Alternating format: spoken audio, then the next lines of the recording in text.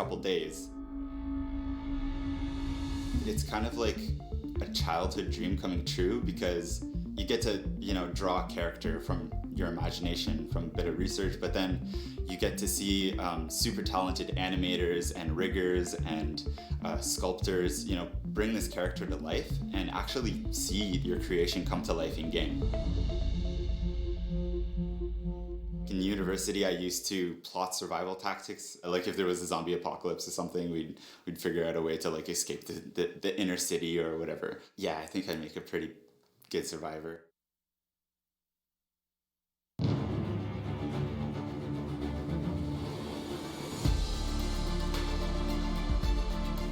So we are very excited with year 4. Year 4 is going to be an incredible year for the Dead by Daylight players. We see long-term vision for the game. We want to solidify the game. We want to make sure that the game is more stable, more robust. Year 4 for us is all about the health of the game. Year 4 is going to expand the universe of Dead by Daylight. It's going to add new things to do, new stories to explore. It's going to be amazing. New content is always going to be there. We'll continue with the chapter releases. Obviously, every 3 months, we're going to get a new chapter. We know that people want more and more of the game. We want to be able to tell more stories. We want to be able to bring more characters. We want to be able to give players more mechanics to play with, more Dead by Daylight. We are super excited to start the new year with the release of Ghostface. So this year we'll create new maps, but we're also going to put effort on revisiting some of our old maps. So we are planning for 2 new maps and 2 map reworks. So what the player can expect out of these reworks is a global balance pass. So everything that's procedural within the level will be reviewed to create more of a balanced experience. There's also going to be a lot of effort put on visuals of some of these specific maps. So the lighting, the art assets within will be reviewed. Freddy's rework has been long in the making, and we're so happy to finally being able to reveal and release this to the community. So Freddy's power is going to be reworked completely, so it's going to create new gameplay, which we think is closer to what the character is in essence. So it's going to go to that fantasy of being the nightmare. During year 4, we want to make sure we improve the game in many ways. The biggest ones are matchmaking, dedicated servers, and optimization, along with other improvements that we'll be able to add on to the game. You're going to have a steady frame rate all around. You're going to have good connectivity to servers. You're not going to feel punished if for some reason another player in the game disconnects. The game is going to be able to handle that properly. The archive is a way for the player to explore more in depth the stories of our characters and the universe of Dead by Daylight. In the archive, the player will have to complete different challenges, which add goals for him to do within the game. By completing these challenges, the player will unlock narrative component about the characters that will come in as cutscenes. This game can only benefit from more and more people playing. So we have the Switch coming, which is super exciting. I'm a big Nintendo fan, and I'm very happy and very proud that we were able to do justice to the console by bringing Dead by Daylight the right way to the Nintendo Switch. And also we have the mobile version of the game. It's going to be a very different way to interact with the game, but at its core, it's the same experience. It's Dead by Daylight, it's the same jump scares, it's the same sweat. Releasing on mobile is like growing our Dead by Daylight family. It's super exciting. Our vision for the game, how we see it, is that for this year is going to be a way for us to give back to the players, to thank them for their support. We have so much cool stuff coming to DVD. We're gonna keep bringing you awesome content, and we're not just gonna bring you stuff that you've been asking forever, but you're gonna be surprised by things you didn't know you wanted so much. Seriously, this year is gonna be the most amazing we've had.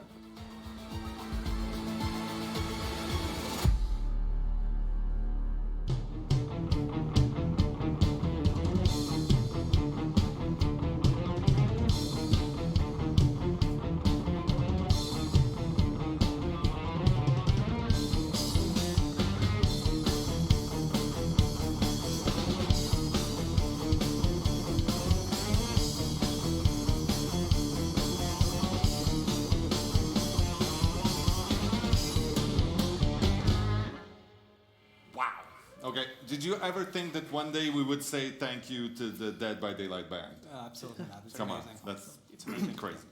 All right, welcome back. First panel of the evening. Thank you very much, everybody here, for joining me. Let's talk a little bit about what's ahead for us. First, I will introduce our panelists. So, Dave is our creative director. Hello, Dave. Stéphane is our producer, and Jérôme is our very shy senior product manager. Shy but excited. Okay, good. We'll take that. All right, so very quickly, let's look back a little bit on what we did in the last year. So we presented our roadmap last year about the same time, and we've done quite a lot since then. Obviously, chapters. We had 4 amazing original chapters this year: Curtain Call, Shattered Bloodline, Darkness Among Us, and Demise of the Faithful. Yeah, and that was amazing. There was There just... was a little extra in there as well. We got Ash. It's true. We absolutely got Ash. Bit of a surprise, just sort of slipped in last moment. We did a lot of really cool things other than that. Stéphane, you want to talk a little bit about how we improved our test flow? We really reinforced public test builds and really made sure they were part of the normal process. So now with every major release, 2 weeks before the release, the build goes in the hands of a portion of our player base. And it allows us to catch some issues we weren't able to catch during development, last minute balance tweaks that we need to do before going live. And it's really, really helping to make a better product. That's perfect. We've introduced quite a lot of new features, things that now people take for granted, but that are so important. What came in this year? A year ago, we didn't have any store, so we started last year with the store and all these new cosmetics. We had a lot of fun creating them this year and seeing the players showing their personality using them. I say that, I think, every time we release new cosmetics, but I think that the last one we just released with the clown is just probably my favorite. And more recently, we changed the core mechanic of the game, like with the end game collapse. That's true. So that's also quite amazing. Yeah, that's a big one. We also added great big tutorials, which we didn't have before, so that's a huge help for all of our new players. We also spent a lot of time, at least the first pillar last year when we talked about what we were going to do was health. How did we do that? Yeah, game health is very vital for us. So during year 3, we focused on several initiatives, such as the anti-cheat program that managed to bring a more secure and better system for the players. We canceled match. We started with less than 4 survivors. That was great. With the last recent patches, we optimized the number of frames per second. And also, we know that players really like when we are clear and transparent. So with the help of the community team, we started to post the devlog update where we talk about the issues that are in the game and we explain how we are going to fix them. Yeah, that's true. That's one of the things that it's pretty recent too. I mean, we made great big changes, but the community team has changed how we present our work, where we're at, sometimes stuff that's not even released yet, and where we're at with that. And we've done that with the matchmaking. We've done that with a few different issues, and I think that's a beautiful way for us to continue being transparent while being more thorough and give more. Yes, indeed.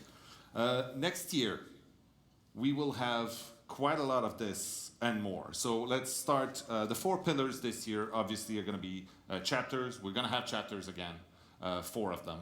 We're going to have game health in there. We're going to have live balancing. And we intend to have quite a lot more new goals and new ways to experience the game. That's going to be a tricky one. We're going to talk about that a little bit later. First of all, 4 chapters. Talk to us about that a little bit. Yes, so the chapters are the major content update for the game. Players want and love them, so we want to provide them 4 exciting chapters, so new characters, new playstyle, so it's going to be amazing. And we are going to take the same pattern, so 1 chapter every 3 months. Okay, can you maybe give us a little sneak peek at the next chapter? The next chapter is going to be about Ghostface. Really? Secret? Surprise. Secret? Surprise. Swiftly moving on. What else are we going to do? Yes, so we are going to release 2 brand new theme maps, but we want also to take the time to revisit all the maps. We reach a game state where we want to tweak those maps for a better overall experience. We've learned quite a lot about how to make maps in the last 3 years. Yes. And we want to go back essentially and put that knowledge to good use in some of the existing maps. Exactly. The game has evolved, players have evolved, Yeah. and we want that those map updates reflect this evolution. So that's going to be gameplay and art. Yes, so in terms of art, we are going to upgrade the assets. So the world that we crafted, we feel richer and more immersive. And on the gameplay-wise, we are going to do several changes, very exciting. So Dead by Daylight is about chaos. You know, when you enter in a map, it should be tense. Yep. What kind of map you're going to play with. And we want to bring back this The uncertainty. is the uncertainty, learning, exploring, you know, going out of the comfort zone. That's going to be very important for us. So we're going to add new tiles for more variations. So those are overall changes to the way maps are made, but we're also going to spend some effort to go and revisit some specific maps that need a little extra love, right? Yes, exactly. We are going to do some changes because now we have the tool to tweak for example, some very procedural logic such as the palette spawning, the density of the hook, and the first map that's going to get a makeover is going to be Madame Fresco. That's much appreciated, I'm sure, by our players. And with that, obviously, it would be silly to, put some work in there without going to help the man that's in charge of that place. So we talk a lot about it on the dev update or even on the post. Highly demanded by the community, we are going to release the rework of Freddy's in the next mid-chapter. Amazing. Thank you. Thank you. Yes. You didn't do it personally, but I'll thank you personally. Very for important. That. Yeah. That's great. Game health. Let's move on to game health. How are we going to put, our money where our mouth is on the game health front for this? As we mentioned, game health was an important pillar last year, and it remains an important thing this year for us. It comes in the shape of a few major components we want to improve in the game. The first thing we wanted to work and improve in the game for players was matchmaking. Yep. For the past 6 months or so, we've really revisited what was in place when it comes to matchmaking in order to improve on two specific facets of this. One of which is eliminating extreme wait times for certain players. So the outliers in the curve, the people Exactly. who wait for hours. We know that some players in certain circumstances are going to wait tens of minutes, and that's something we really wanted to trim down as much as we could. And that's something we've been working towards. The other thing is we want to control how players are paired together based on their ranks, based on their geolocation. And that's something we're taking a lot of effort to improving in this new improved algorithm in matchmaking. That's the thing also, because there are some tools that we can use to help, because obviously one big part of the matchmaking is you need people to want to play both roles within good ratios. Depending on the time of day and the populations, sometimes it can be difficult, but we have ways to help with that, right? Exactly. And that's the difficult thing with matchmaking, and something we're learning as we're going along. There's some things we don't control. If there's a very severe imbalance between the number of killers and survivors in a certain region or at a certain time of the day, there's a lot of fluctuation that happens. That's something we don't control, but at least we have some tweaks, some params that we can change to make that better and alleviate the load for everyone. And one of the main reasons, well, other than the fact that matchmaking is critically important, but we had to revisit matchmaking anyway because of another big change that's coming. From a strictly a technical standpoint, matchmaking is leading us directly into dedicated servers. The new matchmaking will allow for that, and it's really, really exciting to move towards that. Our initial tests happened in the month of May or late April during the PTB, and it's been really, really fun to put that in the hands of player and seeing how the scaling reacted to the player base we had on the PTB. It was mostly really fun because everything worked as intended. It always is a lot better when it goes when it's positive than anything else. So. And dedicated servers will bring us the tools to do something that's been asked quite a lot, to the helping on disconnects and how we deal with that. Absolutely. It's always been a problem that we don't necessarily know how to handle a player disconnection, because it's difficult for us to detect who's disconnecting, since we didn't have a third party or a different entity that is responsible for making decisions. Now with dedicated servers, we'll be able to better understand who is disconnecting and make sure other players get rewarded appropriately, and then that's going to lead us into giving a set of tools to our community team to make sure those who disconnect too frequently are going to be treated in a special way. Oh, Okay, it's a mild way of putting it. I'm sure some people have very vigorous desires regarding that, but we'll leave that to our very competent community team to deal with.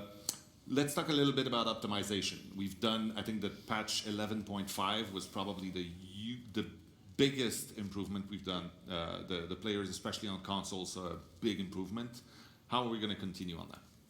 Optimization, we talked about it, started last year, and it's something that's going to be ongoing for the next months, obviously. Really, the first thing for us was about understanding where the game was at right now. So we've built ourselves a set of tools that allowed to track properly the state of the game, patch after patch, over the different platforms. And now we're in a much better place to understand this. The second step was really making sure the game ran properly at all times. So we've looked at systems that are actively running, such as network communication, survivors running around, or gameplay systems that are always active and always running in the game to make sure there wasn't something that was too costly that was always affecting negatively the game. And once we've established a good baseline, we'll move on to those specific spikes, like some powers or combination of events that creates. Exactly. We know that at least the things that are all running all the time is something we're addressing as we go, but we're really going to shift the focus on specific perks, specific powers who are either causing big spikes or when active will simply cause a general drop of frame rate for all players involved. That's good. It's really exciting to actually keep moving forward with this. So. Yeah, because that's a big thing also, is that it used to be part of the process, but now there's a team that's dedicated for that, right? Yeah, we have a team of 5 engineers who have been working on optimization for the last 6 months now, and it's going to be actively going on in the future too. That's great. Yes, there's another little thing that we need to talk about here. Please. It seems like a small thing, but it comes with some big benefits. Absolutely. We can see it in two parts here. We want to bring the friend management and the friend display inside the game directly. So all the friends list, the people that you have friended on the platform you're playing, on PlayStation, on Xbox, on Switch eventually, all these friends are going to be directly listed inside the game. So the reflection for the players will mostly be that instead of seeing that overlay from the first party pop in, you'll just be doing that through the game interface. Exactly. But it does bring us the possibility to bring in a feature that's been asked for a little bit. By internalizing the management of friends and the display of friends and invites inside the game, it allows us a friend requeue, we call, but basically Survive with Friends group will be able to be maintained together game after game because the party is not going to live in the game, it's going to live on our servers instead of what it is right now. I think that's the most beautiful thing you've said tonight. It's really, really exciting. I've been waiting for that for 80 years, I think. Yeah. 34 months, I believe, is the correct number. So yeah, we see all the work that's going to happen in the next few months. All of these updates are coming in before chapter 13 or around that. 2 very important milestones also that we will be crossing really soon. We want to invite more people to play the game. We want to put the game into your hands in many different ways. So the game is coming to the Switch. You've heard it here for the very first time. September 24th, 2019. Was there a woo? Have footage. Yes. Woo! It's time for woo. And for everybody out there who has pockets, we are bringing the game to mobile this year. Yeah. Yeah. I will not go in details on that one. This is going to be handled by our mobile team, which is somewhere around there. Yay, mobile team! And they will be doing a big event and talk about all the details in the next few weeks. So more info there. Other than that, let's go into what cool new features we have in store. I know it's my turn because my heartbeat is rising. It's exciting. Yeah, it's exciting. So yeah, we're very excited to announce this new mode, the Archive. Not a mode, sorry. It's a new way to play. It's not a mode. It's not a mode. It enriches the game that we already have, but it adds a new way to play, new goals to the player. Some players have played for 7,000 million hours already, so That's true. we want to bring something new in the game right now. So let's go. Let's All present what the archive is. Well, I heard it expands the universe. It does. So here's what the archive does more than expand the universe. So really, it's a platform to be able to explore the lore of what Dead by Daylight is. It's one of the things that's constantly asked. More story about the characters. Yeah, in the world. there's a big craving, and of course, because we're a multiplayer game, we don't have a lot of access or places where we can explore the story of our character. Every chapter we release these new characters, they have a bio, some add-ons and perks to explain their background, and then that's it. So the archive is the perfect platform to be able to explore these stories more in depth. There's so much more you want to share with players. Absolutely, There's so much going on inside this right. head, but also and the team's head as a whole. So it's really a great platform for us to use. Absolutely. Then, of course, there's going to be new things to do, so new goals. We'll cover that a little bit later.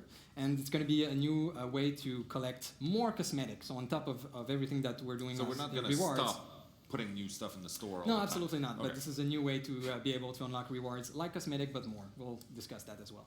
Okay. You want to talk about this Absolutely. beautiful piece of art? So here's the concept of the archive. Of course, it's a work in progress. So with the archive, we'll be bringing the players into a new area of the entity, and we'll introduce a new support character called that's the Observer. hand there. Yeah, he's called the Observer, the Archivist. There's multiple names, even the Prisoner. But we'll not discuss about the story today. It's something that the players will have to discover through the years. What I want to say today is what is to be expected in the archive. So the Observer has a very unique power where he can probe the entity fog and find memories and stories that are stored in the memory of the entity. Every time a character is taken by the entity, all of the memories of that character goes into the fog somewhere. It's stored somewhere. That's how all the universe is sort of created. Exactly. It's from bits and bobs from different people. And then that's kind of forgotten. It's not used by the entity, but the Observer can probe and find these stories for probing. reasons that we'll see later. Yeah, probing. Right here on the concept, we see a little Claudette. So this is one of the story we're going to explore. It's an example. So when, a little bit of backstory, what made Claudette that we know. Last thing on stories, we want to be generous with the lore of the game. So every archive, so every 3 months, in between the chapter release, we want to release a new tome on the mid-chapter. And we want to release a new tome. And the tome is going to have survivor stories, killer stories, and one story that expands the universe that make the story of the Dead by Daylight progress. Oh, that's awesome. And so, let me get that straight. So we have the chapters that are going to be coming every 3 months, and then we have the stuff that keeps coming in the store all the time, and then we'll add on top of that every 6 weeks in between the chapters. We're going to put the archives, which is going to bring a lot of different quests and missions and things to do, plus a ton of new content. There you go. Okay, Yeah. good. So what we're seeing here is what the player will actually be doing in the archive. So what you're going to see in a tome is a web of quests and mission, a bit like the Blood Web, but with different things that you need to accomplish in the game. So the player decides what path they want to use to be able to unlock all the goodies in there. And there's some survivor mission, there's some killer mission, there's some that are more global, or some that are really specific. And a lot of them are also based around the story that we're currently exploring. So each tome has its own theme and its own story. Yeah, exactly. Okay. And the mission are going to be linked somewhat to this story that we're exploring. And the rewards too. Yeah. So what we see here is that, of course, you'll be able to progress your character using blood points that are rewards of the nodes themselves, of the missions. But you're also going to unlock the stories bit by bit. And once you complete each of the story, you will unlock an animatic that shows your, all the characters that we have in situations that are impossible to see normally in the game. Yeah. You can also see here charms. So there is a I was gonna new ask about cosmetic. that. Yeah, it's a new cosmetic that we will release with the archive called the charm. So these are little trinkets that you can equip on Survivor's belt and also on the killer hook. Ooh. So as part of the archive, it's important to understand that there's 4 difficulty levels in the archive, so difficulty of mission. And when you complete one of the difficulty level, you will unlock this completion charm that is unique to that tome. meaning that it's the ultimate bragging right. So Complete if I'm everything. not done by the time the next tome comes out, can I still work on it? Absolutely. Okay. The Archives tome will be available to all forever. It's part of the normal game. Everybody has access to it. Awesome. Yeah. Yeah, that was the question. No, absolutely. Okay. This is the answer. Okay, thank you. There's more with the Archive as well. So the Rift is something else that comes with the Archive. So when the observer probes inside the fog, it creates a rift. The rift is not permanent, it's something temporary. So it's for the 3 months of that specific tome that we just released. And in the rift, the player will be able to unlock more cosmetic. So here's a little concept, obviously work in progress. So in the rift, by completing quests in the tome that is currently active, and by just playing normally, you'll be able to evolve into tiers, into 2 tracks of rewards. So Okay. the first track is free for everybody that is participating in. There you go. So every tiers in the free track will reward in different cosmetic, and if you want to spice it up, you can also participate in the paid track, which has even more cosmetic.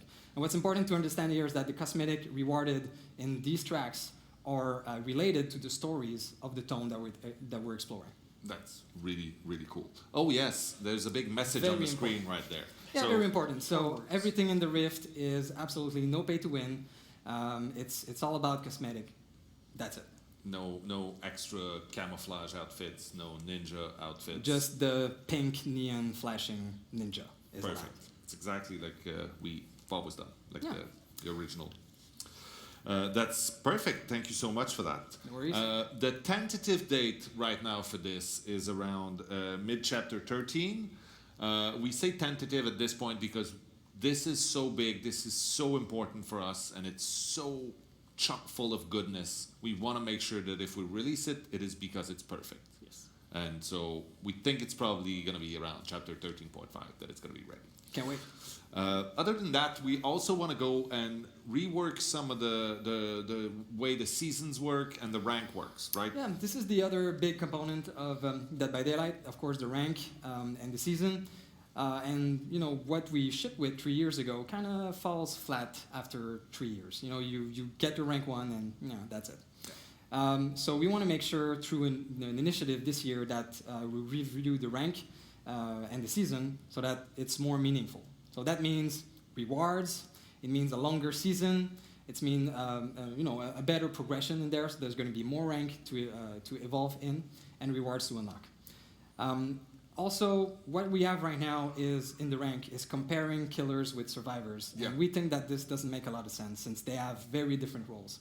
So what we want to redo with this rank rework is to compare killers with killers, the trapper with trappers, so that you have, as a player, your own progression in there. You want to get better and compare to your game, and then compare with other players that are playing the same kind of thing. The other very important aspect is, our game is amazing because it is chaotic, because it creates weird scenarios. It's unpredictable. There's so many different components. And of course, we balance as much as we can this experience, but we do love when it gets crazy as well. So we want to embrace this chaos and make sure that the game rewards you accordingly based on how chaotic it is. Yeah. There you go. That's it. Tall order. Yeah, but it's really, really exciting. So you're going to do that? Absolutely. Okay, awesome. All right. So that's essentially our roadmap for year 4. It's chock full of goodness, but I want to say something. So last year when we released our year 3 roadmap, we put a lot of stuff in there, and we delivered, I think, probably like 95% of what we put in there. The 1 or 2 changes were because, things change, and that's not the priority. But we also delivered a lot of stuff that wasn't in there, and it's most likely what's going to happen. So this is the things that we know we're going to give players for the next year, and there's a lot around this, which is the stuff that we want to give players or that we don't know yet that players want, and that's probably going to come in also. So yeah, hopefully you're as excited as I am about all of this. Thank you very much, all of you, for It's a joining me pleasure. here and taking a second to do this. Up next, I believe we are going to go and talk to some designers about design.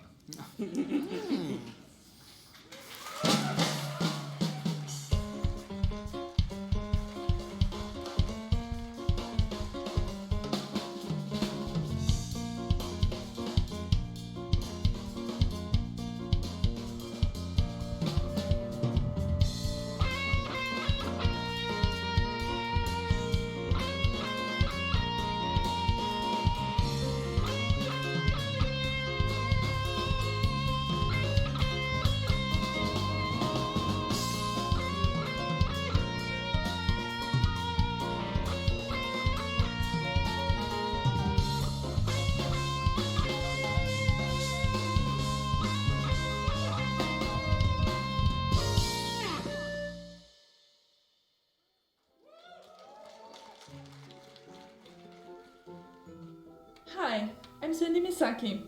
I've been cosplaying Dead by Daylight for 2.5 years. My favorite cosplays are my Huntress and my Nia, but I'm now working on a new killer cosplay. I wish you devs and the Dead by Daylight community a happy anniversary.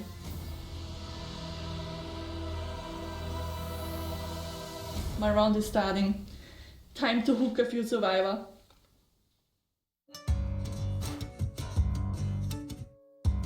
I'm Dharmesh. I work Dev QA on Dead by Daylight. If you don't test something thoroughly, people will find it. And if it's exploitable, they'll exploit it. If it's broken, they will bring it up. If you want the game to look good, you need to polish it, and QA does that. We also check out what the community is saying, what they like, what they don't like, what they're reporting is broken. When you test for a while, you start learning how the games work. More than press X to make the character jump. You start learning all of the finer details that pressing X actually does. The game has definitely got more complicated. Now people are running metas, they have strategies. People play the game differently than they did on day one. I would be a terrible survivor. I would be just running around panicked the whole time. Well, I'm handy, but repairing a generator is not easy. Je m'appelle Diane et je suis game designer sur Dead by Daylight. Moi, je travaille principalement sur tout ce qui est feedback à l'intérieur du jeu, dans les sessions de gameplay. Et je travaille aussi sur la méta, donc c'est tout ce qui est en dehors du gameplay en fait, sur les menus, l'expérience utilisateur. Quand j'explique mon travail, généralement j'explique que c'est moi qui établis les règles du jeu et les éléments qu'on trouve à l'intérieur, pour que les joueurs soient guidés, sachent quoi faire, et aussi pour créer tout simplement l'expérience. Les gens ne voient pas forcément le travail qu'il y a derrière pour que toute l'expérience et les règles soient mises en place. Qu'il y a une personne aussi qui est derrière le pourquoi je peux faire des choses, comment je peux les faire et quelles sont les mécaniques de ce jeu. Sans notre travail au game designer, le joueur n'a pas d'expérience, il ne sait pas quoi faire et il n'y a pas de jeu derrière. Je joue avec des amis, je joue avec mon copain aussi. Parfois j'ai envie de le laisser sur son hook tout seul. Donc je sais pas si c'est la meilleure chose pour la relation de couple.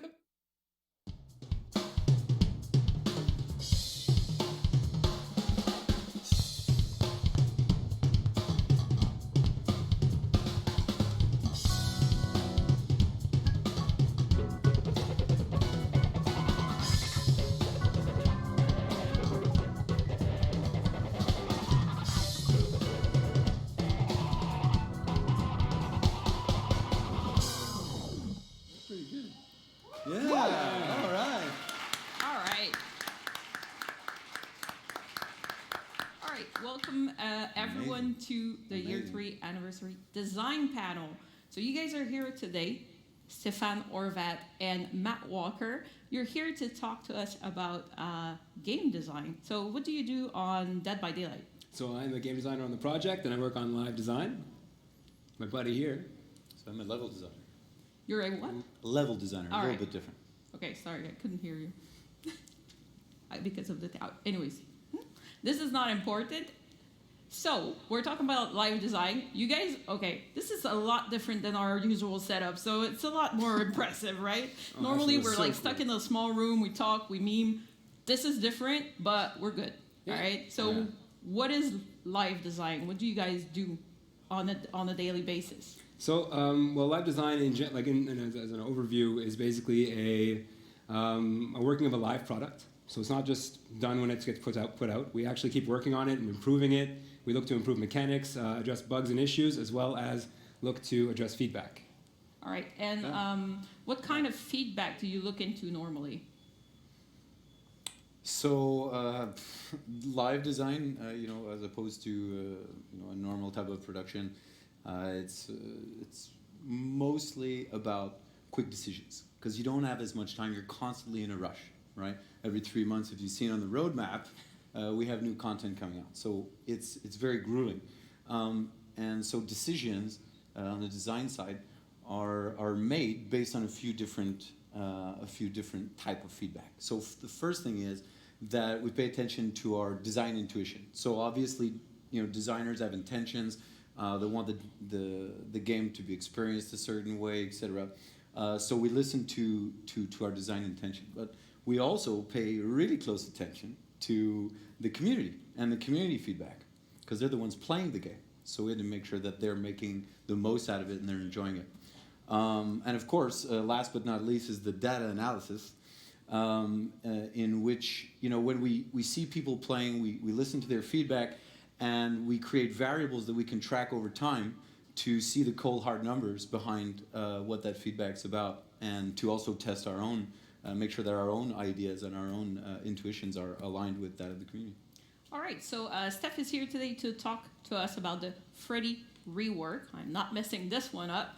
And Matt is here today to talk about the map updates. So let's start with you, Freddy rework. Now I know the chat is going crazy right now. They saw a tiny little thing on a teaser earlier, and now the theories are all over the place.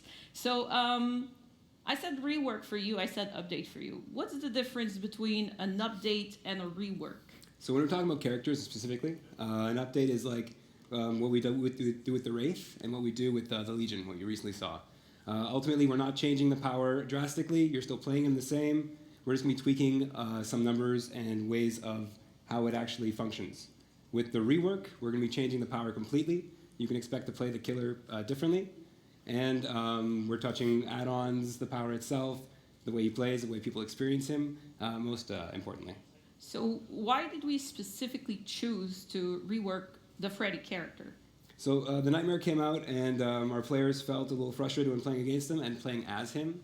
Waiting 7 seconds before you can hit somebody was a bit frustrating for players. They wanted to be able to hit people right away. And playing against Freddy, him being invisible by default was very difficult for new players, in addition to the fact that they had a high interaction speed debuff, so it took a long time to do actions. So we're looking to improve those specific things. Okay, so now we know the why we're doing things. Now, what's the difference between the original vision that we had for Freddy and the one we have for the new vision, actually, the new way? So the old Freddy, as I was mentioning, he was like a delay type of game character with very simple mechanics where he just puts people to sleep. Now we're looking to add map mobility in addition to an active power that you can use within chases. And he still has the deviousness aspect of him, but no more interaction debuff. Okay, that sounds absolutely amazing, and I can hear all the Freddy mains, but tell us more. So what's the new power? What changed? So we're looking at two main components. We're looking at a new sleep cycle and new dream abilities. Okay, so let's start. So there we see it. So a sleep cycle and a dream ability. Before that, you just had to put the survivors to sleep. You had to aim your power. Now you're talking about a sleep cycle. What changed on this? Because it's completely different. So the sleep cycle has 3 components to it. It has micro sleep, which is the first one I'm going to talk about. Ultimately, players will experience Freddy differently. So when you're awake, he'll be intermittent at a certain distance, invisible past a certain distance, and completely visible within a tight range. You'll hear the terror radius by default instead of the lullaby. And that's pretty much it for the default microsleep. And you can hit people right away as Freddy. You don't have to wait for them to fall asleep. Oh, okay, so now we're seeing some footage of Freddy blinking in and out.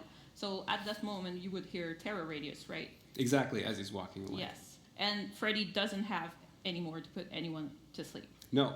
So this is the second component of the sleep cycle.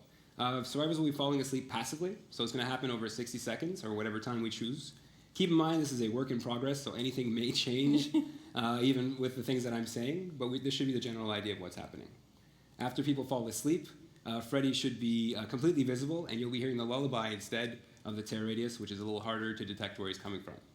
Okay, so in this the sleep mode, right? A lot of people had feedback about the visual effect. So is that changing, or does it stay the same? Absolutely. So the dream visual will be changing as well. People were saying that the graininess was a bit difficult for their eyes. We're working on this right now. We don't have an example of what it's going to look like, but look forward to see something different for that as well. And the dream world will be staying, of course. Okay, so you're going to be falling passively asleep. Yes. Somehow you're going to need to wake up, right? That's a really good point. So if you knew the previous Freddy, we had failed skill checks as an ability to wake up. Now, any failed skill check will wake you up. That includes sabotage. In addition to failing skill checks, you can wake each other up. This is the old snap, snap, clap, clap, and then you're awake. I think we had footage for the waking up elements. Absolutely. If anything, people will be seeing everything later. This is just a sneak peek, of course.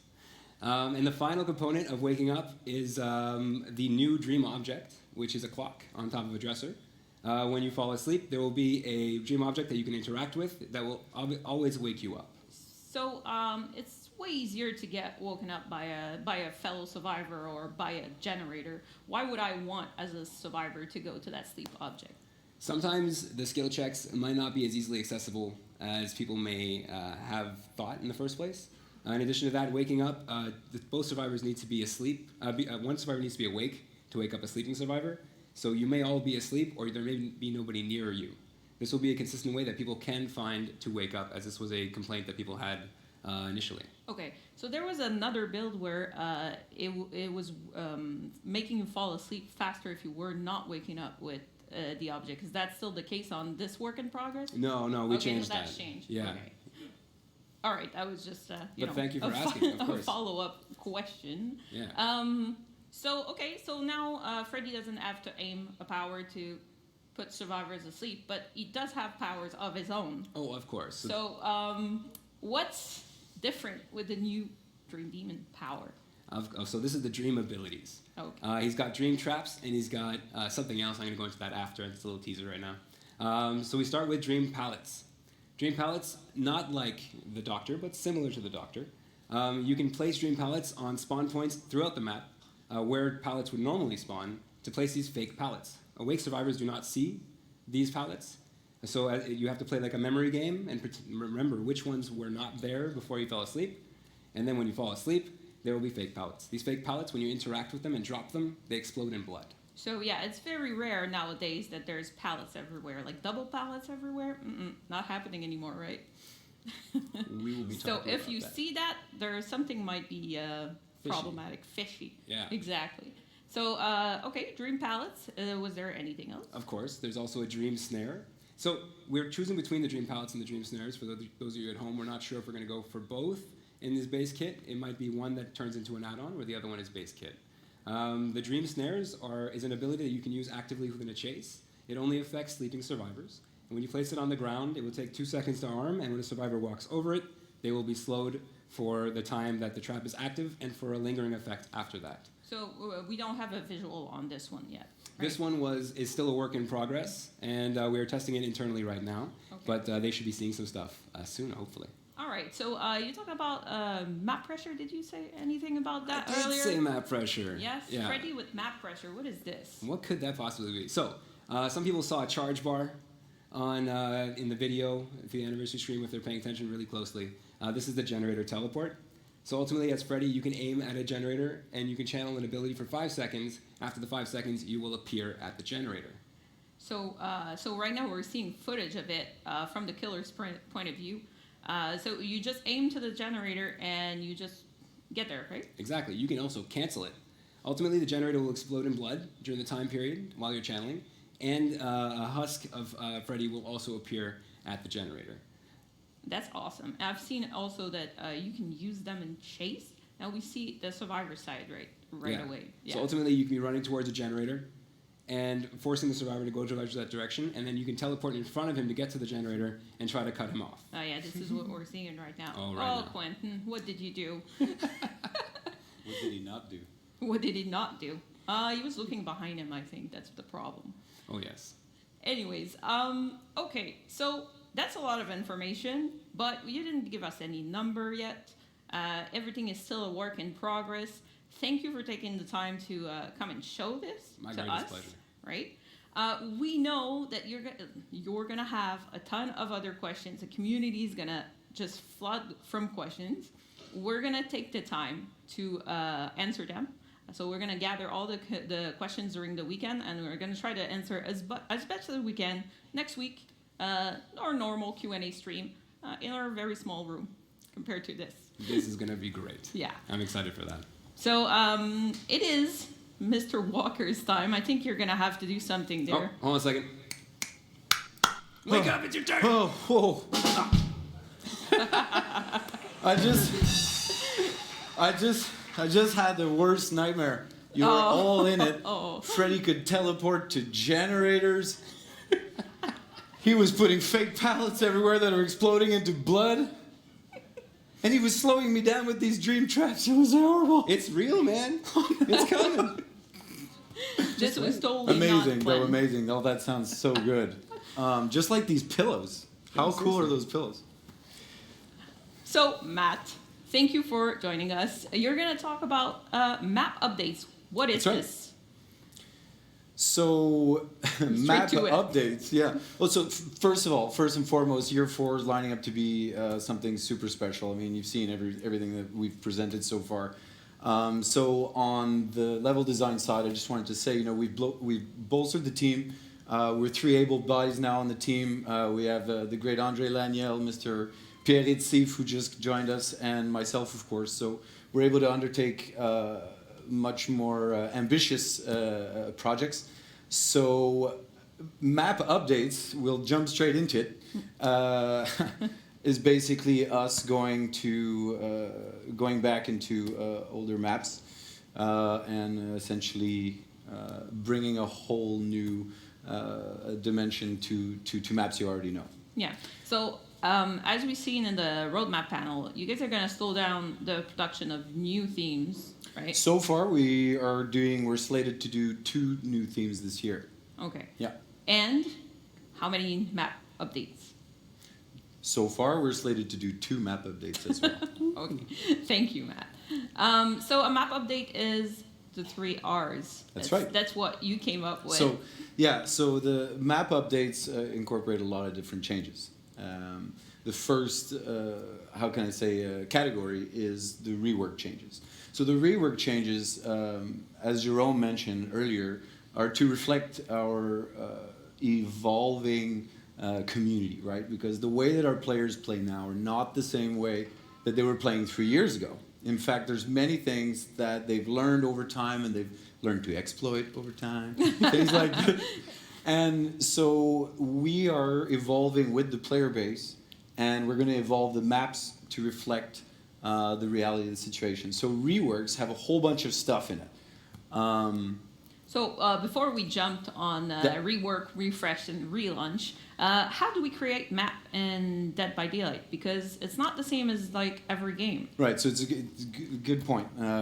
So first and foremost, for those of you that don't know, Dead by Daylight maps are generated procedurally. As you'll see on the screen right now, this is an example of what happens internally for the map to come together. So essentially, as level designers, we function on 4 different levels. Essentially, there's the assets that we create, which are more or less static, and we have the rules that manage how they're put together, how the level is constructed, how things are spawned. And then we have the actual map output, so what's the result of the generative process. And then we have the behaviors that the players have while playing those maps. So we look at all 4 of those different layers when we design levels for Dead by Daylight. All right, so now that everyone catch up to what is basic, level design in Dead by Daylight, can you explain to us what's a rework when it comes to maps? Right. So as I said, there's a bunch of things in the rework category. It's not the only category, however. We have a lot of different things we'll be doing to maps. But the major things that we'll be doing in the rework section are things like looking at palette loops, for example. Careful with this word. Yeah. So the idea is that we'll be reworking palette loops. Now, the idea of reworking palette loops is we see that there are some loops in the game, such as the one on the left, where they're too valuable for survivors in a chase. What that means is that essentially there's like more loop money in those loops. And so what we want to do is we want to reduce those loops which are too valuable, where there's too much loop money, and we want to reduce that overall. So I can already hear it, but why? It's nerfing survivors again, right? No, not necessarily. because basically the way the procedural map system works is that we have a palette budget, for example, right? And so what happens is we give the map a certain budget to place palettes.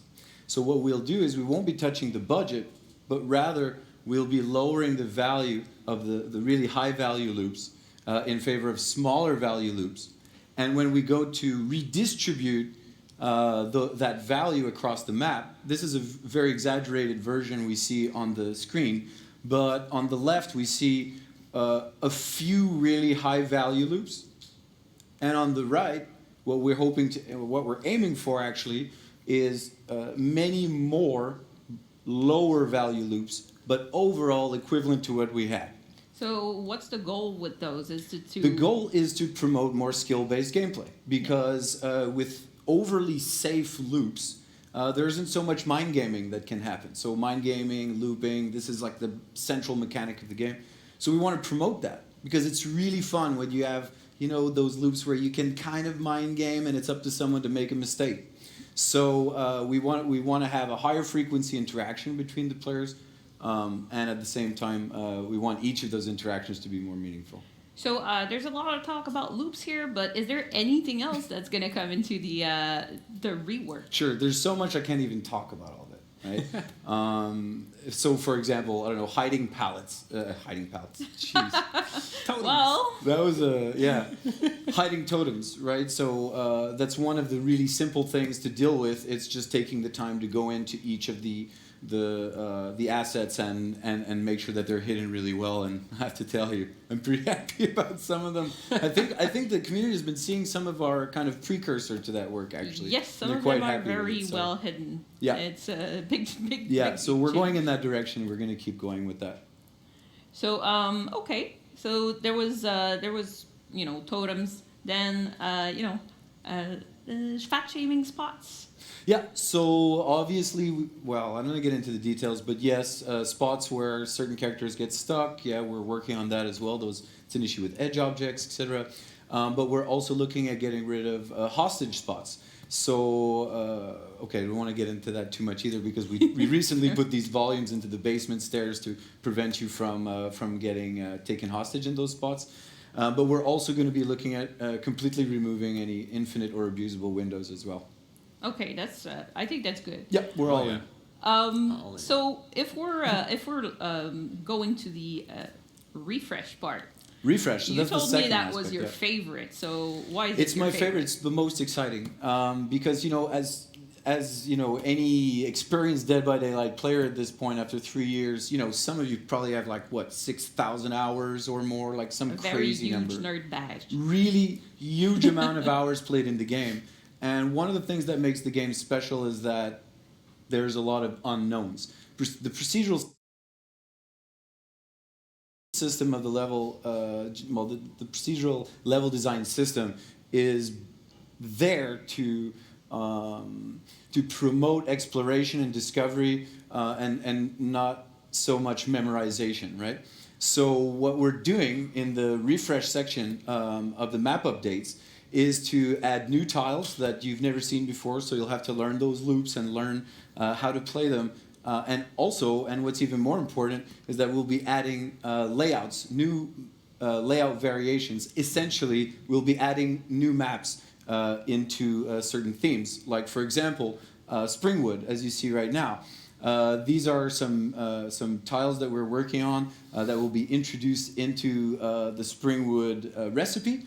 And we'll be having 4 new maps in the Springwood theme. So new layout variations. That's right. Yeah, so I call them layout variations because they'll still be using the preschool, they'll be still using the houses. As you can see here, this is an example. On the left, it's the original map, and on the right, it's a new variation on the same map. So no new assets, but a new configuration for players to learn and have fun in. It's been keeping me on my toes so far. That's the point.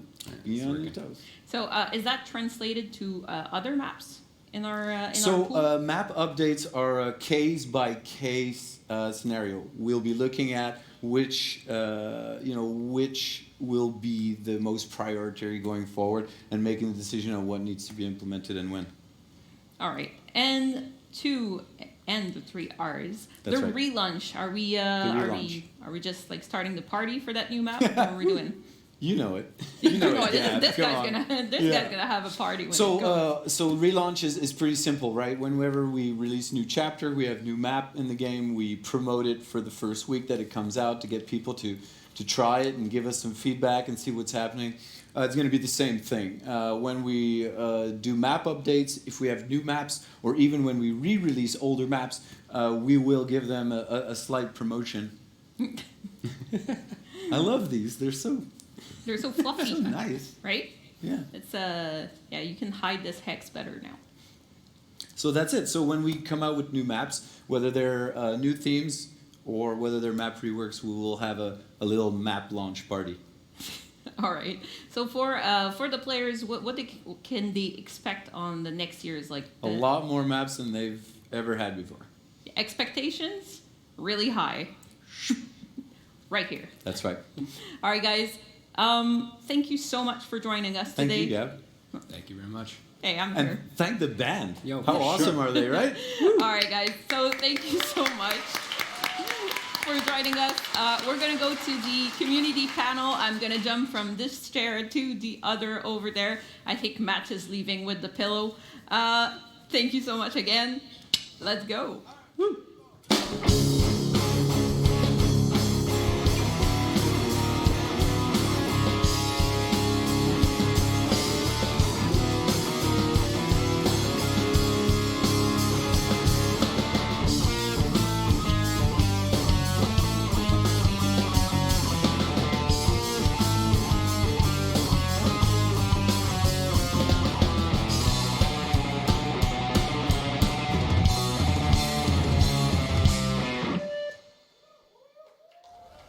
Hello， 大家好，我是松鼠。距离我第一次接触《黎明杀机》到现在已经2年啦。其实呢，我个人在生活中是非常胆小的，会喜欢上《黎明杀机》这款游戏，我自己也觉得非常意外。但可能这正是《黎明杀机》的美丽所在吧。然后呢，在2周年的 cosplay 活动中，我 cos 了凤梨，取得第2名的成绩。我当时的作品呢，选景是在一面涂鸦墙，因为我觉得涂鸦墙能赋予我的照片一种非常强烈的冲突和紧张的氛围，所以有可能的话，我也非常期待在未来的黎明杀机里能看到这种类型的地图。最后祝黎明杀机越办越好，3周年快乐！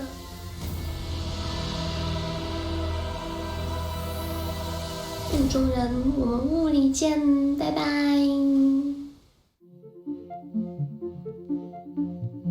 My name is Andre. I'm level designer on the project of Dead by Daylight.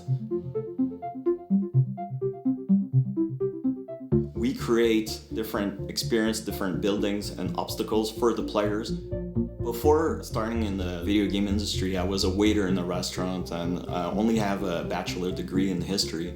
And I'm really passionate about video games, so I really wanted to get the job. So I applied for a QA tester position 13 years ago. I got an interview, and after that, I kept pushing, sending my CVs and calling the HR every week just to get a chance. And I think they got tired and they hired me. From tester, I became a level designer, and I'm still there. I played the Trapper, and I just love him because he's brutal. I think that's probably a bit of my personality coming out there. Sarah, I'm a UI designer on Dead by Daylight. A user interface designer is responsible for all of the interactions, menus, button prompts, anything that helps the player navigate both the menus and the game itself. It's not where the fun lies, so when people think of a video game, they don't think of UI. I think of UI. Maybe I mother people a little bit. I like to encourage people to step out of their shell and really step up and be part of this. There's lots of people who have fantastic ideas, and having been on the project for a really long time, I want those ideas.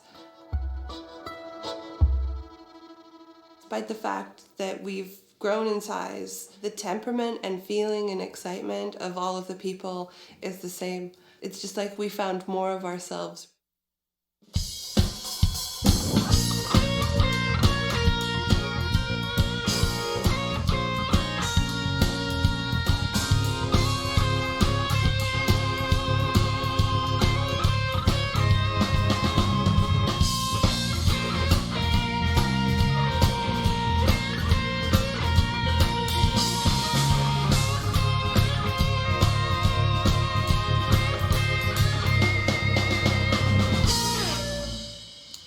Wow.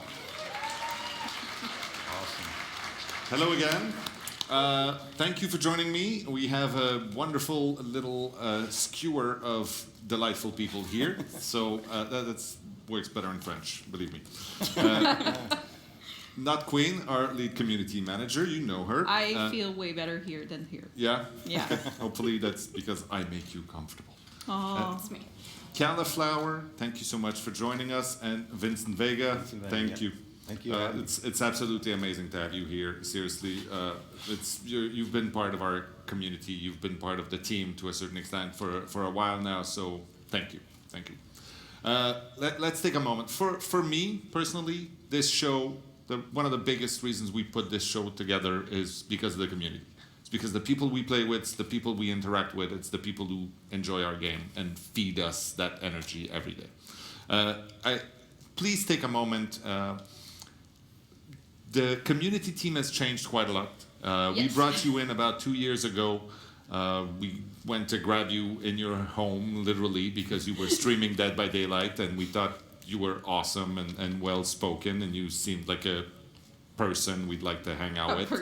I seem like a person. That's successful. Well, not every streamer looks like a person, to be fair. Careful what you're saying there. Come on. What about us? I mean, here are some of the good ones. I look a little homeless, but I was gonna say, part is of your that not charm. the guy That's we it. got in the alley by? Where did you find him? hey, I got back security. It's all that matters. Oh, there you go. But that's it. So the community team has changed quite a lot. So I was lucky enough to live the fan dream, really. I played the game and then I got a call. Do you want to come to the studio? I'm like, yeah, why not, right? And then I got a job. When I started, it was me and 8 amazing volunteers. And now, on our year 3 anniversary, you saw that. We are. There's 3 of us at the studio. So shout out to Peanuts and Pat, and I'm going to finger gun you. Oof.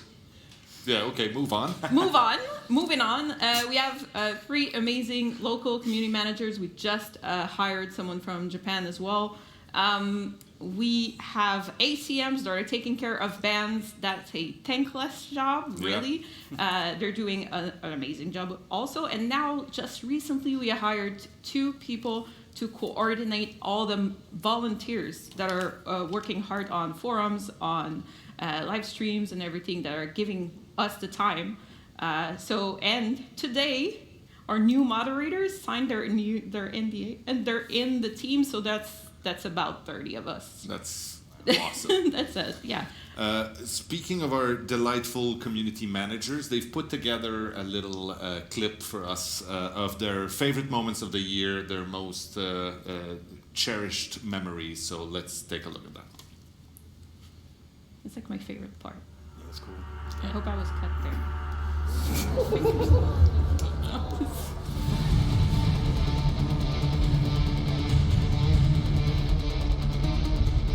Oh God! Holy fuck!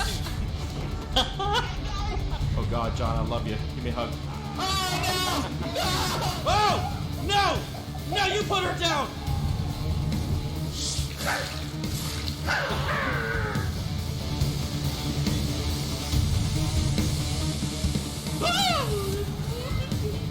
Loading consent.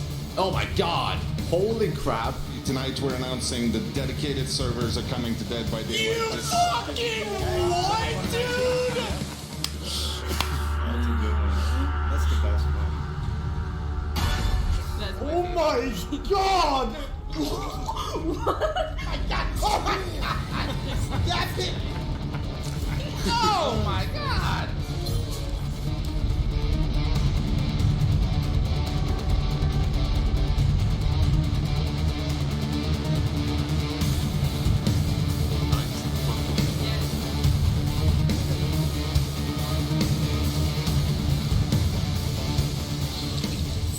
前はもう死んでいる。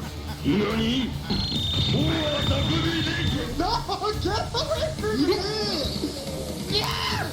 You get to play Ash as a survivor in the hit video game Dead by Daylight. Yes. Yes. I probably about that. Oh, finger just comes out of his mouth. Stay. Stay. Oh, God! Dude, my puppet's even shaking! Oh, God!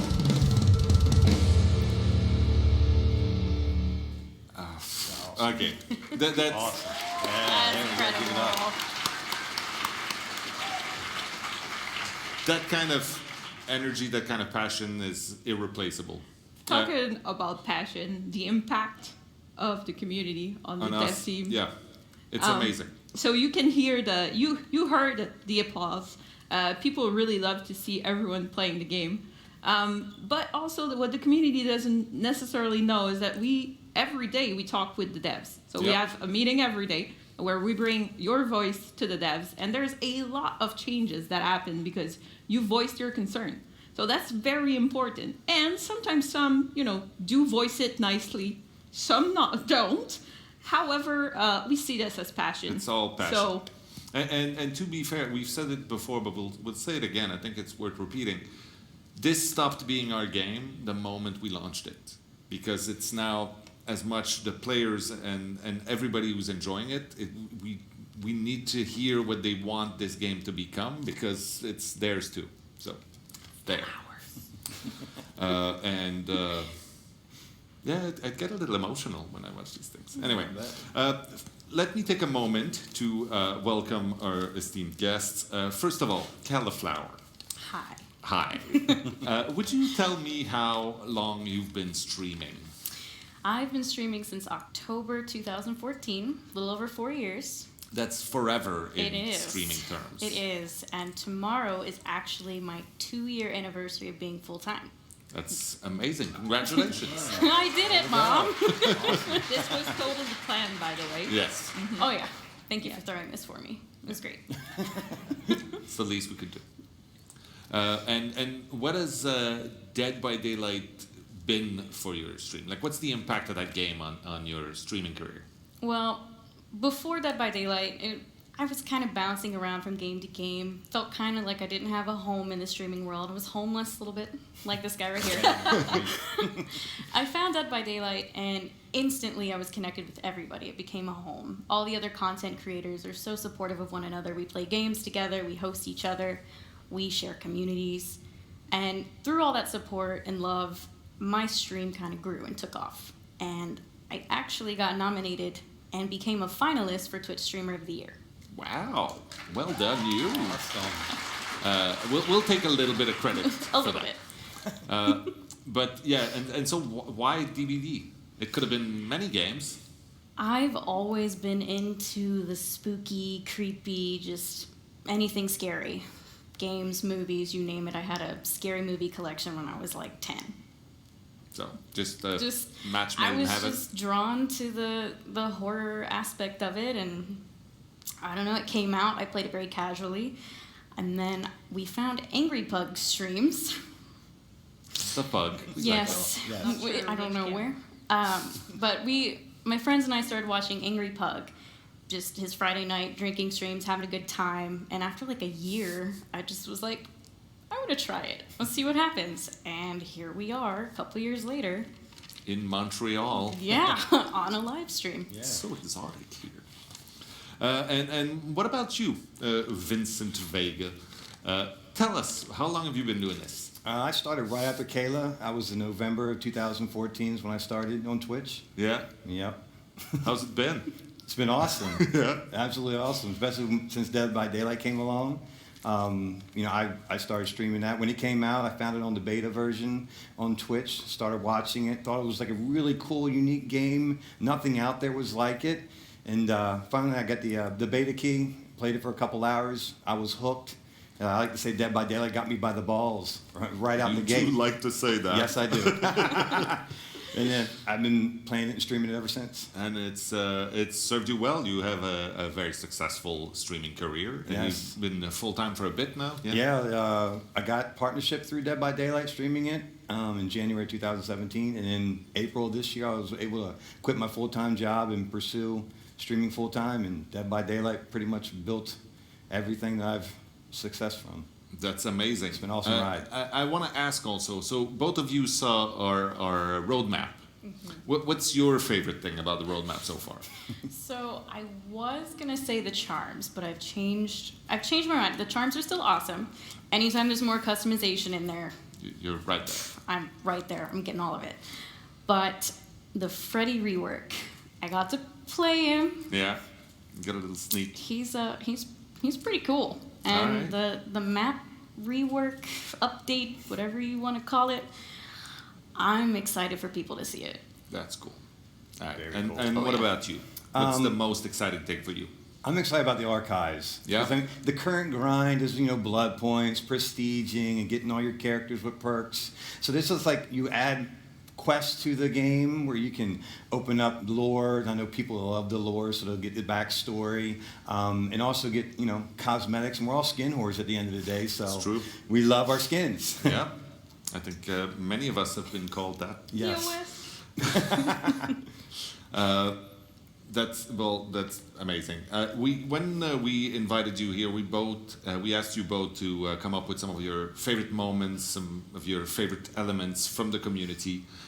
We've selected a few. Let's look at them for now. I think we have the best meme for this year. So this one was your choice, but I think I heard Walker scream from behind over here somewhere. No doubt. So yeah, that's yours. Nah. I mean, you spawn in as a survivor, you're like, oh, it's right there. Yeah, There it is. fair enough. What else we got? I mean, I assume that's your favorite. no, I Oh, did that not. was my I did favorite. not throw that in Come on there. now. He Oh, so did you that. put it there. Yeah, we know. It is, I would say, like 50% of our social media answers. It's probably He's on most every of what's in the chat right now, anyway. Oh, yeah. So I just want to know when the skinless Mike or shirtless Michael Skinless Myers. Skinless. That's the triple X version. We can't do that yet. When are we getting the body pillow? That's the important part. You're getting ahead of yourself. Oh, right come now. on. Yes, yes. yeah. So yeah, working on it. All right, we have the best DBD bug. Well, you had the I'm glad that you went for a very elegant. Oh, there you go. Ask and you shall receive. There we go. It's not shirtless Myers, but awkward. no, it's not weird. Hanging out. You know, the weirdest thing I discovered is that See, if now you you hold can it against actually you, lean on. he's actually upside down on the other side, so you're sort of 6-9ing He's like or looking something. at me It's instead of just Kayla. weird. He should be looking It's at Kayla. TMI Friday, by the way. I don't know if you knew that. Okay, so the next one is the best cosplay, I believe. Oh no, Oh, we have no. another bug. This Oh, one. glad we decided to put the pictorial version of that one. Yeah, you load in and you're turning your audio down as fast as humanly possible. Chat's losing their minds and their ears. Literally taking your headset off and waiting for the music to end and then putting them back on. I we've all can say done for it. a fact that I've seen a streamer throw their headset. Oh, yeah. So moving on to the best cosplay. There's too many to choose from, but we picked a few. Okay, whose favorite was that? I picked this one. This Bing Bong Wraith. He's He perfect. looks like he's in the game. He's spot on. It's awesome. Yeah. I love it. But you do cosplay as well, right? Oh, yeah. I love it. So our list, our choice list was like, oh, Oh, here yeah. are all I the really gave cool them like cosplays 10 I've seen links this year. of different cosplays. It was hard to pick. The next one is one of my favorites personally, mostly because it came out about 2 days after we released The Plague. That's crazy. Which is insane. I don't know how you do that. And it looks like that in person. Like if you go through videos and other posts, it looks just like that. It's not Photoshop. It's crazy. On that note, I think you have some of the anniversary surprises that you want to talk about. Yes, surprises. So, actually, for our cosplayers this year, because what's the What's the experience of a cosplayer for Dead by Daylight right now? Well, Tough. it's tough. I mean, you're going in the store, you're trying to take pictures, turn things while the character's moving. It gets a little pixelated. You're kind of guessing at some of it. Yeah. Yeah, so for our cosplayers, we're gonna prepare this year cosplay guides. So cosplay guides are high renders, T-poses, like a very macro close details up, of like information about fabrics, textures, what kind and of buckles colors. is there. And we are going to start in June with our most cosplayed character, By the far. Huntress. So we're gonna start with the Huntress, and we're gonna do during the year release all our original characters on their original setup for cosplayers to use to cosplay, right? Obviously. Yeah, pretty much. Yeah. Next, we have the favorite artwork. Again, there's way too many to choose from, but this is the one that came out. The dance. It's beautiful. Plus, it's kind of appropriate because it's a gala, so they could be dancing Yeah, they right could be here here. with us. I love the Huntress in this. I love this so much that when I saw it, I made it my phone background. It's been that for like a year. But It's the nice. the Huntress is like, it looks like it could be in the game because it still looks like her main outfit. I mean, all of them, even the pig, it Mhm. looks like it's just a slight Slight tweak tweak. on what's Mhm. existing to make it into something super precious. Yeah, that's good. Yeah. And then we had the best DBD moment. I mean, again, there were too many to choose from, but I think Kella, you picked the Hallowed Blight event. I did because it was just so well themed and put together. I mean, you had cinematics that added more lore into the game. You had another event. You had the plants that you went to that made the god awful sounds. Yes.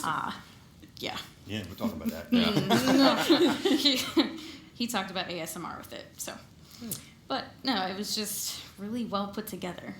I think that event specifically is one of the inspiration behind the archives because it's different objectives and it's also telling the story. I mean, these little animatics that we did, all of it was so well received that we decided to push. It's on a that. huge shout out to the sound guy who did the sucking sound. It was so good. It's like the Right best there, part Fred. of it. Well Yeah, done. yeah. Somewhere else Way to there. go. It was like Dead by Daylight ASMR. It was Yeah. perfect. Wonderful. I'm glad it tickled your brain the right Yeah. way. And then you selected the dedicated server Yeah, announcement. dedicated server announcement. Like it just shows like the dev team is really behind the game to put the resources behind it to really go that direction. You don't have to worry about the killer connection hosting the game and all that crap. So it just shows hopefully the gameplay will be all the lag and all that stuff will be a day behind us. That's the It'll be plan. awesome. Expectations. Yeah. Hey man, we're putting the bar way up here. Yeah. We're players. Well, thank you for that. And can I just throw in, Oh, yes, seeing please. Dead by Daylight at the Game Awards was pretty cool. I That mean, was seeing kind you of walk up there, awesome. it was Yeah. like, whoa, this is happening. Shit got real. Very. I think is the Yeah, expression. We were promised a mic drop though. Yeah, I There wanted was no to. mic They drop. did not want me to do that at the Game Awards, let me tell you. And then I was surprised, so I came here and I said, maybe I can, it's our show. I can Reenact. put together a mic drop thing. It'd be super fun. And then they just looked at me and went, do you know how expensive these things are? Money. I'm like, okay, so unless no I mic bring my drop. own mic, I'm not going to have a mic. Expense it next time. Just like, yes, we do. Yeah. Write it off. There you go. So, yeah, that was your favorite moment. Is one of my highlights too, I have to say. We talked a little bit about some of the surprises that we're bringing to people. Do you want to go in details about some of the other things that we're bringing to people for the anniversary? Yes, well, for the anniversary, we have a whole lot of activities for June. We're going to start with a contest. Everyone is expecting contests. We have the artwork contest. We Classic. have classic, We Cosplay have the cosplay contest. contest because obviously we have a huge cosplayer community. We're going to redo that video contest because that was cool. really fun. Last year's contestants were impressive. The new one. Michael wants to party all the time. That was probably the top. I for me. had that song in my head for weeks. But the most exciting contest this year. Let me say it. No. So the most exciting one, and because it's something that the fans have been asking a lot. So it's a contest where 2 people are going to be selected to have their outfit design implemented in the game. So they'll be able to design character costumes. Guys, come on. That's amazing. Well, they're not going to be able to submit. They're not eligible. It's okay though. The fans, they want this. It's like it's like the biggest dream for someone who does fan art in the game. To get your art in the game, or like other nerds that just work for the game. Yeah, we have a lot of other things. We're going to do play sessions. Play with the devs are always super fun. Play sessions. We have raffles. We have goodies. In the goodies, there's wallpapers like we. Really cool artwork. Yeah, image you might not have been seen before, right? And then we have the DVD exam, which is coming from our Chinese community manager, Andy. He Thank you for putting that crafted together. a lot of questions, and some of them are really, really, really difficult. So to test your Dead by Daylight knowledge, you're going to be invited to do an exam. Are you a legit fan, kind of thing? Kind of, yes. Mm-hmm. And obviously there's prizes and everything. But I'm sure in chat right now is, but double blood point win. Well, glad you asked. Yeah. So there's going to be a double blood. Yes, there's going to be a double blood point weekend. There is going to be one. So from June 14th to June 18th. Exactly. And then some stuff is going to appear in the game for the anniversary. I'm not going to give you more details on this one. It's going to be a surprise. I think I said surprise like 10 times. You did. Woo! Surprise! Okay. I was keeping that for later, but that's a good moment. All right. So the big anniversary drop is happening on June 18th for people following at home. Thank you very much for this. I hope you're as excited as I am for the next year coming to us. Thank you, both of you, for trekking all the way up here to the great land of Canada. It was an adventure. Thank you, Queen, for sitting in the panelist chair. We are going to take a small musical break, and we're going to be back with the moment you've all been waiting for, the official reveal of who will be our next killer.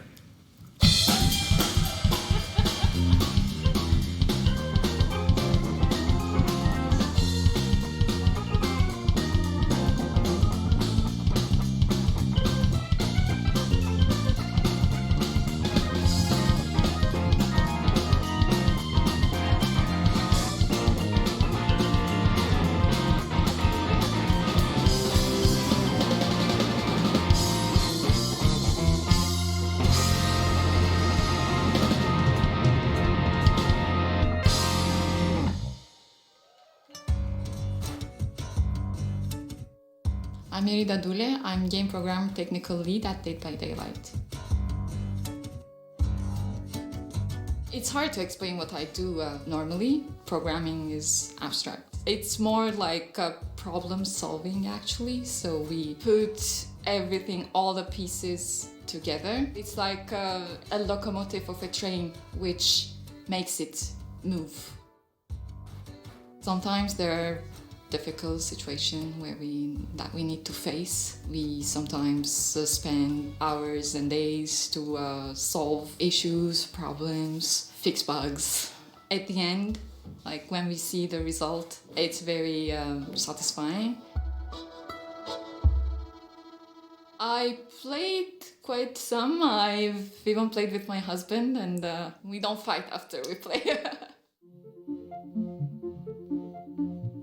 Marie-Claude Bernard, je suis gestionnaire senior aux relations publiques puis aux événements. Moi, ce que je fais, c'est mettre en valeur nos jeux par le biais de relations avec les journalistes puis par le biais d'événements à l'international.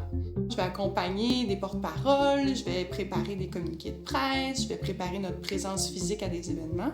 Mon but à la fin de la journée, c'est de faire en sorte qu'on connaisse mieux le jeu, que les joueurs aient accès à de l'information pertinente sur le jeu par le biais des médias. J'utilise la couture et l'haltérophilie pour vraiment faire une coupure entre mon travail et ma vie personnelle. Donc ça m'aide définitivement à enlever le stress qui est inhérent à une position comme la mienne. C'est un peu la même chose avec la couture, mais de façon beaucoup moins agressive.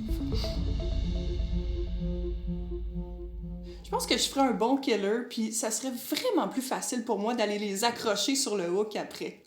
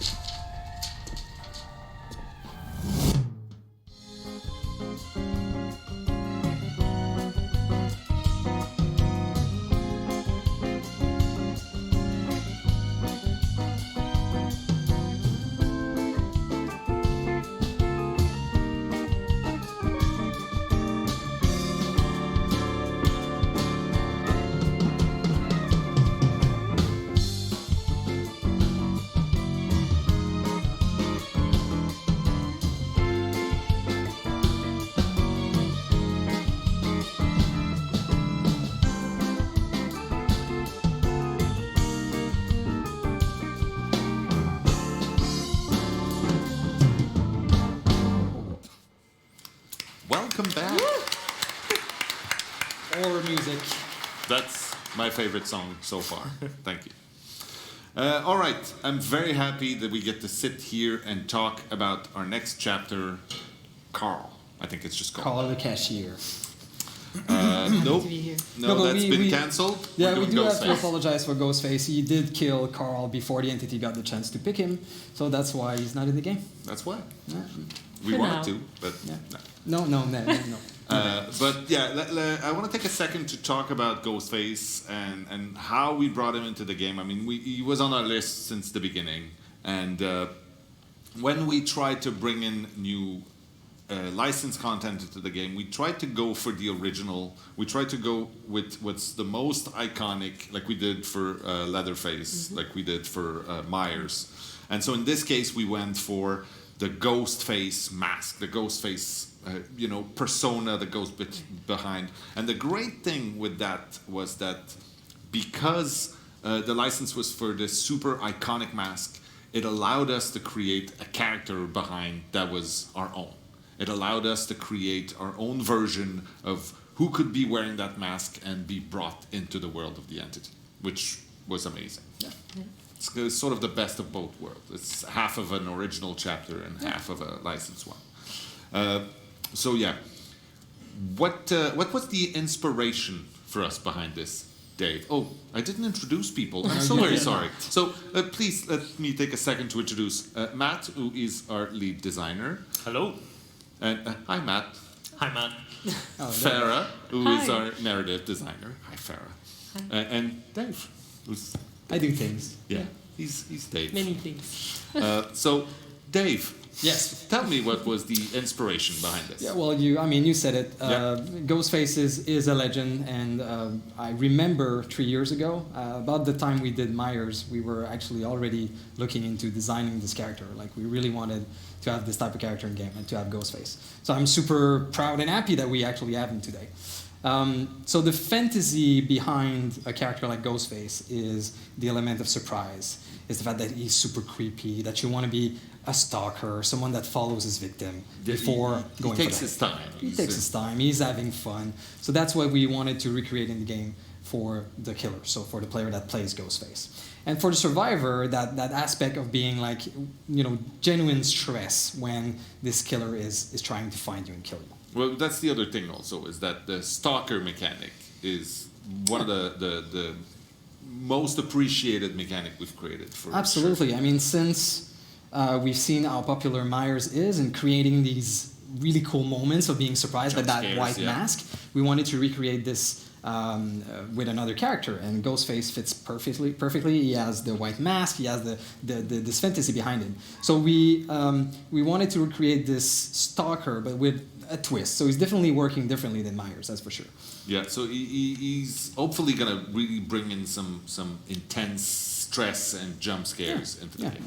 Also, like you said, because we could create our own character, like reimagine this character in Dead by Daylight, I mean, we're super happy that he has this new home, this new life in our game now. So we wanted to create this persona that's unique to all of our other characters. So we went with something more humoristic, like we've seen in the trailer. Yeah, he's having a good time. Yeah, he's having fun. Yeah, of course it's still very grim. He's a murderer, but you know he's having fun with it. Yeah, and it's important to show also in that video, he is a murderer, not a thief. He pays, even though he left the knife. He still paid for it. Right. Absolutely. So, Farah, tell us a little bit about the character that we've created for this. So yeah, like Dave mentioned before, this was a great opportunity for us to look at this iconic character and really try to find what made him a legend, basically. So I started with the mask.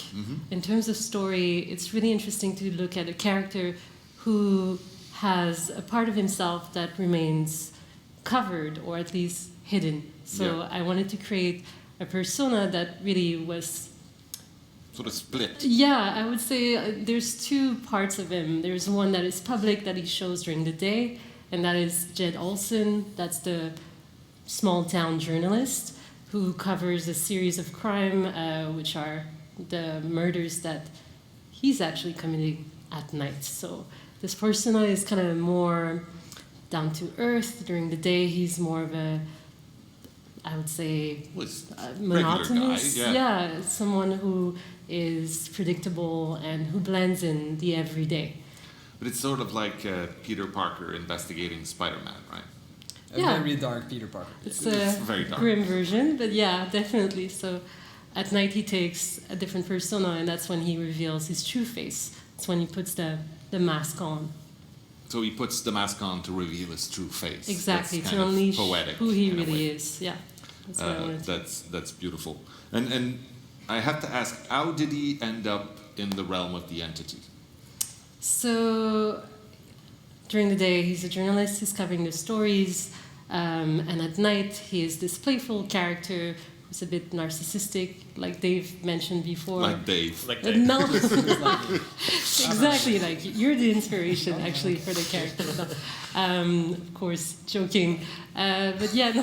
Actually, what happens is that he is a playful persona at night. So that's when he releases a footage of himself breaking and entering a house. That's the person that who's sort of really led the police a little too close. Yeah, exactly. Eventually, the investigation starts pointing to him, and that's when he skips down. That's what he's done in the past as well. And he was planning to visit a different city and start over there, but the entity had other plans for him. A better opportunity for Ghostface. Yeah, he's in a better place now. Yeah, I would think so. I think. Well, for him, certainly. I think he's probably one of our rare characters who, if he had been given the choice, might have actually decided, yeah, sure, it seems like a place that could have been a good time. Interesting thing as well with the character, since we could reinvent who he is, we actually designed the whole outfit. And part of this outfit has little floaty bits that shows his connection to the entity. So this little plus that he gets from is the it entity magic? as well. It's not magic. It's entity magic. It's not magic. Okay. Matt, would you like Matt. Hi, Matt. Would you like to tell us about the killer's power? I would love to. But first off, going to give a quick shout out to Guillaume and the rest of the team that worked on Ghostface, brought this character to life. They did an awesome job. So respect. People are supposed to clap there. Thank you. So, the power. The power is called Night Shroud, and basically this is a true stealth ability. And by that I mean that when you activate it, your terror radius shrinks to 0, and it makes you much more difficult to be detected by survivors. On top of this, you're also moving at full speed, so 4.6 meters a second. Okay. Oh yes, I'm supposed to stop you right there and put a little disclaimer. Whenever we talk numbers in these things, it's very early in the process. This is going to be on the PTB soon. I have a date later. But even when it's on the PTB, these are the values you're going to get on day one, but they're going to change. They're going to be tweaked. And then by the time it's released, it's going to be slightly different. Sure. So this is what we have designed right now, and it might change. Exactly. End Thank you. of disclaimer. So on top of that, Ghostface also has a couple of other special abilities. The first one being that he's able to crouch, and this again makes him much more difficult to detect. Also, if Night Shroud is active, he stops emitting his red stain. So this is really handy for mind gaming around pallets, around loops. Very cool power. Special ability. Very cool special ability. He also has another ability where he can come up behind some cover, lean out, peek, and stalk survivors from there. So again, just another really interesting way to kind of stay hidden, but be able to stalk your victims. It's important though to know that there's still a sound around Ghostface, so that he So you he can can't get be an spotted. eerie feeling that Yeah, he's that's it. around. So, but just when he's moving. So Exactly. Actually, that's another important point to mention. When your power is active, you can stalk your victims, very similar to Myers, but in this case, you're stalking them individually. So once you've stalked a survivor for 4 seconds, they become marked, and that means that you've applied the exposed status effect. Which is bad. Which is very bad. It leaves them very vulnerable for the next 20 seconds. Cool. But so, yeah, that's it. So these stalking meters are per character. Exactly. Yeah. So there's one other interesting aspect with his power, and that is that survivors can have a direct impact on the power. And by that, I mean that they can detect Ghostface by being within 32 meters, so in a pretty close proximity, and looking at him for at least 1 second. This will break him out of his stealth ability, so it will cancel his power.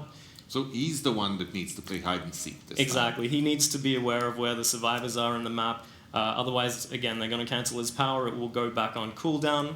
He'll start emitting his regular terror radius, his regular red stain, and he won't be able to mark survivors anymore.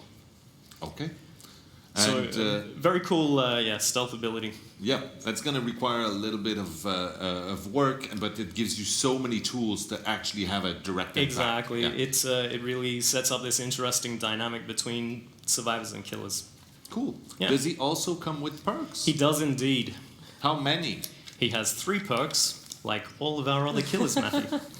Thank try you. to follow. Surprise. I was so close. Okay. Would you like to talk about that? I would love to. So his first perk is called I'm All Ears, and it's a detection tracking perk. So basically the way that it works is if a survivor performs a rushed action outside of your terror radius, their aura will be shown for the next 6 seconds. So this means if they do a fast vault, if they hold shift when they're jumping into or out of a locker, they're going to reveal themselves to you. So it's a very powerful ability. Again, it's on a cooldown. Okay. What is the second one called? The second perk is called Thrilling Tremors. You did that on purpose for all of our French mouths, right? I did indeed. Thrilling Tremors. So Thrilling Tremors Okay. is an obstruction perk. And basically that means that it's there to kind of help slow down the game a bit, stop survivors from being able to do their objective. How does it work? I'll tell you that. Let me get to it. So, the way that it works is that when you pick up a downed survivor, or in this case, when you interrupt a survivor, it will block any generators that are not currently being worked on by another survivor for 16 seconds. So as I said, this will kind of help slow down the game a bit, but on top of this, it will also provide a bit of information. So all of the generators that are affected by this perk will be highlighted in white for the duration, and that means that the very observant killers will be able to see which generators may still have survivors working on them. Tricky. Indeed. This perk also works on a cooldown. Cool. Thank you very much. That was detailed and precise information. You're very welcome. Dave. We have one more perk. Oh, shit. 3 perks, he said. I meant 3 perks. 3 perks. Darn. Yes. What's the third one? All right. The third perk is called Furtive Chase. So this perk is an obsession perk, and the way that this works is that when the killer hooks the obsession, they gain a token up to a maximum of 2, 3, or 4 tokens, obviously based on the perk tier. And for each token that you have, you will reduce your terror radius by 4 meters when you're in a chase. On top of this, it's also a dynamic obsession perk, and by that I mean that your obsession will change throughout the match, similar to how the reworked Decisive Strike works. And so the way that works is that when a survivor goes to unhook the original obsession, they will then become the obsession. So this sets up a new target for the killer to want to hook. And so you can sort of chain them. And You'll be swapping survivors and who you want to hook throughout the match. that sounds like It's a pretty fun cool. time. It's pretty cool indeed. Cool. So when we make new powers, new killers like this, we tend to try to fill in gaps or bring in something that's different or shake the meta. How do you think this killer makes the game better, Dave? Well, I mean, a stalker and a killer with stealth abilities like that is going to bring great surprise moment, jump scares, these great scenarios that we love to see in a game. So for a survivor, it's genuine stress that we love when we play Dead by Daylight, since they can't rely on the heartbeat. Yeah. There's also that co-op component. There's a lot of choice for the survivor. Like, will you kind of expose yourself to tell to everybody else that Ghostface is there? So that aspect is also really interesting. For the killer, there's a lot of different abilities with Ghostface. The way he moves, the way he can peek, crouch, go in stealth, stalk. There's a lot of option. There's a lot of depth to that character. So that's going to be really interesting. Well, on top of that, just the fact that we're bringing Ghostface to That's Dead by pretty Daylight, cool. It's pretty cool. That's pretty cool. Yeah. So I think that wraps it up for our chapter panel. I want to say to everybody out there who likes to go on our PTB, this one is going to be on June 4th, so they're going to be able to get their grubby little hands on the killer and try it and enjoy it. And then the chapter is actually going to drop on June 18th for everybody else in the world. That's amazing. Yes, this is where you scream. And on that note, thank you very much, Matt. You're very thank you, welcome. Farah. Thank you, Matt. Dave, for joining pleasure. me. Yeah. This was cool. This was quite a lot of It fun. was quite cool. And now you will take us away. Thanks.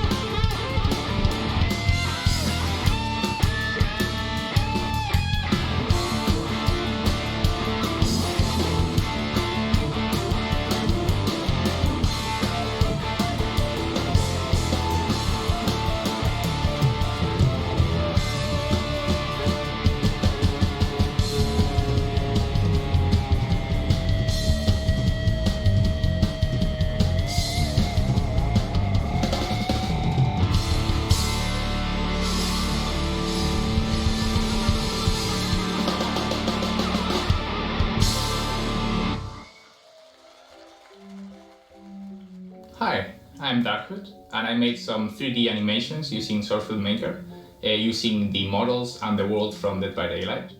I basically fool around with 3D models until something happens. Congratulations on the art style of the game.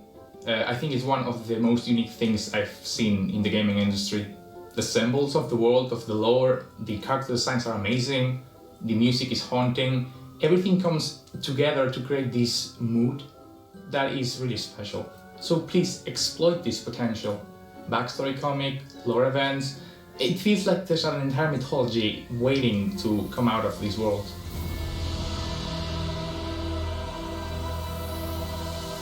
Whew. I am better behind the camera than in front of it. Happy birthday, Dead by Daylight. To many more years of haunting characters and salty comments on my Steam profile.